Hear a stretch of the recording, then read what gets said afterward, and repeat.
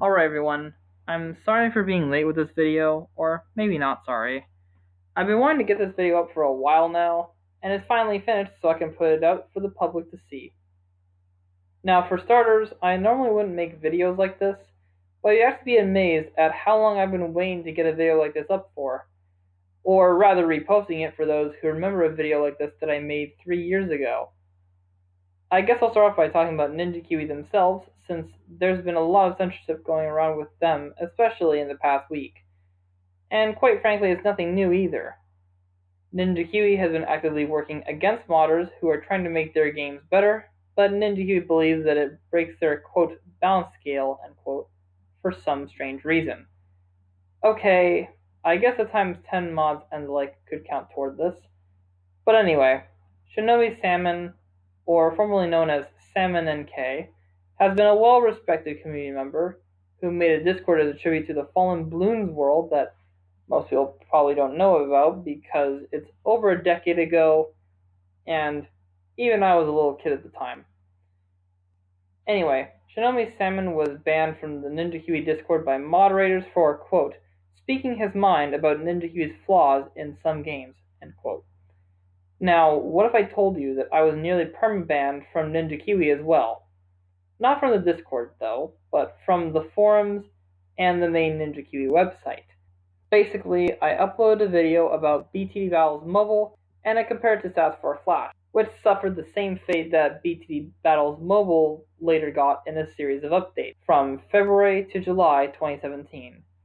For those unaware, Stats for Flash got plagued with several updates in the span of just 2 or 3 weeks, each one continuing to break the framework to the point beyond repair, and Ninja Kiwi couldn't recompile the code because they just messed around way too much with it, so they had no other choice but to abandon Stats for Flash, leaving a broken and unstable multiplayer feature along with a few content updates that were not very well tested.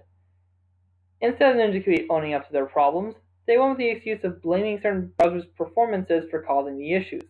I followed it up stating that if players downloaded and ran the latest update, which was 6.3.1 at the time, they would automatically be thrown into the hacker pool, which was basically the tipping point for NK, and I only did this as a fear-mongering tactic to warn them, hey, look, you need to stop making BT Battles Mobile updates, or crap like this will happen, and it'll be irreparable. Well, I think it's safe to say that the 6.0 update sealed the deal with that one. I know what you're thinking. This is the worst update that Ninja Kiwi ever made. Wrong. I'd argue that there are updates that are actually worse than this one, and I'll be getting into those in this video. But the Powers update is still undoubtedly down there.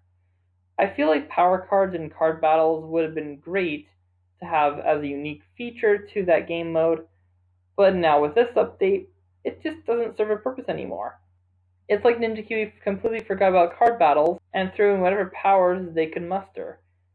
But onto the real heat now, starting from the 4.1 update, the infamous Bloon Chipper. I was having problems getting matched up with other people in battle arenas, and I played Lead Dungeon and Rainbow Ruins pretty often, which have at least a couple hundred other people in them each. Or at least, that's what the game wants you to think. The truth is, this number is heavily inflated, little did I know, and on top of all that, there are player bots inside these arenas. That's right, Ninja Kiwi actually added bots to this game to make it seem like it has some decent activity.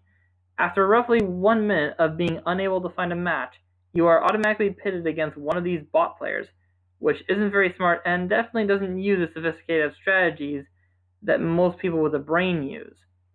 So okay, there's that, but that's just the tip of the iceberg. I didn't explain how the player count is actually calculated in arenas for the public to see. What happens behind the scenes are a few formulas that the game uses to manipulate the numbers to what you're seeing. First, the game would multiply the active player count in each arena by 1.5. Then, it adds a random value from 50 to 100 to that amount, and rounds it to the nearest multiple of 2 to make it seem legit.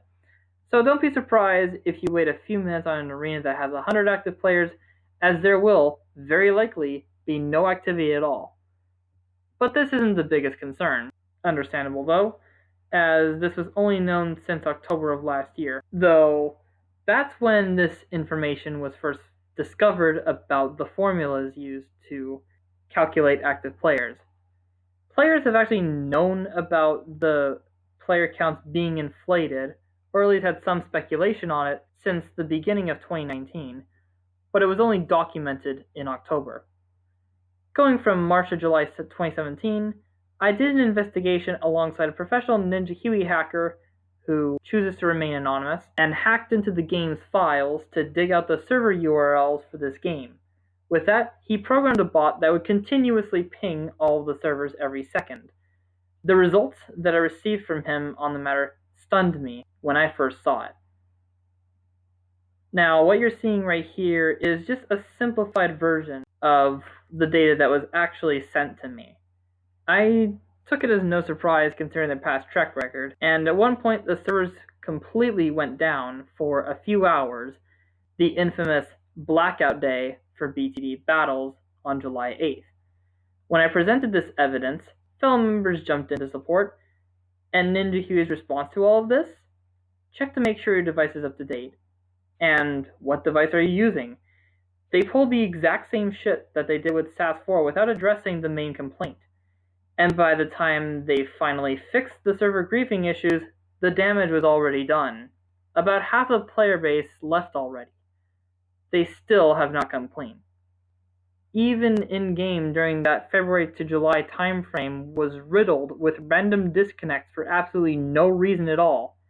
Hashtag epic late game was pretty much impossible, unless you relied on some crazy luck and didn't have copies spilling on Ninja Kiwi's battle servers.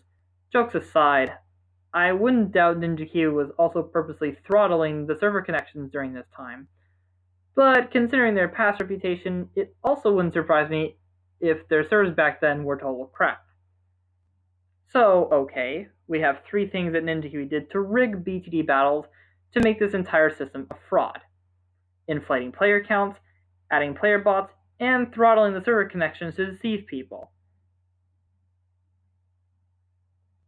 Now, I thought I was done here, but when I was about to wrap up the video, something else had been discovered that will completely kill BTD Battles Steam and mobile in the next coming months. As of July 9th, the web servers that these servers are run on are going to be shut down by the end of this year. So unless Ninja Kiwi has some sort of a backup plan, this game will be completely dead by 2021. Not to be confused with the Flash variant of this game, those servers will stay up, despite Flash no longer being supported on major browsers by 2020. In fact, some of them already are ditching Flash right now. This gives you even less of a reason to play this pile of dung, and instead end the suffering early. Thank you all for watching. Feel free to leave a like and subscribe.